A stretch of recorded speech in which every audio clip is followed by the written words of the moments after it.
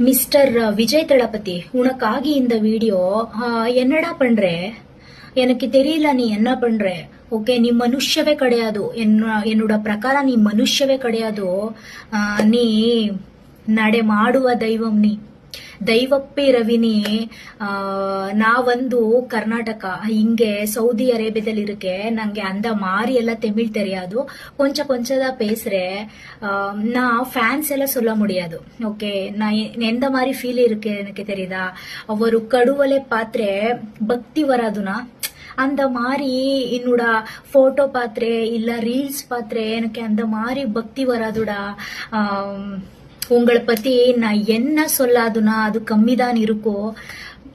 ಇವರು ಏನ್ ಗೊತ್ತಾ, ತಮಿಳ್ನಾಡಲ್ಲಿ ಒಬ್ರು ಲೇಡಿ ತಾಯಿ ಮಕ್ಕಳ ಆಸ್ಪತ್ರೆಯಲ್ಲಿ ವಿಡಿಯೋ ಮಾಡಿ ಇಲ್ಲಿ ಫೆಸಿಲಿಟಿ ಸರಿ ಇಲ್ಲ ಮತ್ತೆ ಡಾಕ್ಟ್ರು ಸರಿಯಾಗಿ ಬಂದು ನೋಡಲ್ಲ ಅದು ಇದು ಅಂತ ವಿಡಿಯೋ ಮಾಡಿ ಹಾಕಿದ್ದಾರೆ.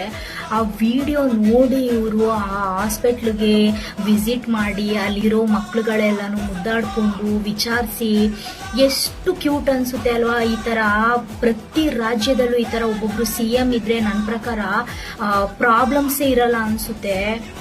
ಡೇ ಬೈ ಡೇ ಅವ್ರ ಅಭಿಮಾನ ಜಾಸ್ತಿ ಆಗ್ತಾನೆ ಇದೆ. ನಮ್ ಕರ್ನಾಟಕದಲ್ಲಿ ಒಂದ್ ರೋಡ್ ಸರಿ ಇಲ್ಲ, ಒಂದು ಹಾಸ್ಪಿಟ್ಲು ಸರಿ ಇಲ್ಲ, ಡಾಕ್ಟ್ರು ಸರಿಯಾಗಿಲ್ಲ, ಒಂದು ಹೆಲ್ಪ್ ಮಾಡಿ ಅಂತ ಕಾಡಿ ಬೇಡಿದ್ರು ಯಾರು ಬಂದು ತಿರುಗಿ ನೋಡಲ್ಲ. ಬಟ್ ತಮಿಳ್ನಾಡಲ್ಲಿ ಡೇ ಬೈ ಡೇ ಆಗ್ತಾ ಇರೋ ಇಂಪ್ರೂವ್ಮೆಂಟ್ ನೋಡಿದ್ರೆ ಎಷ್ಟು ನಮಗೆ ಖುಷಿ ಆಗುತ್ತೆ ಅಲ್ವಾ.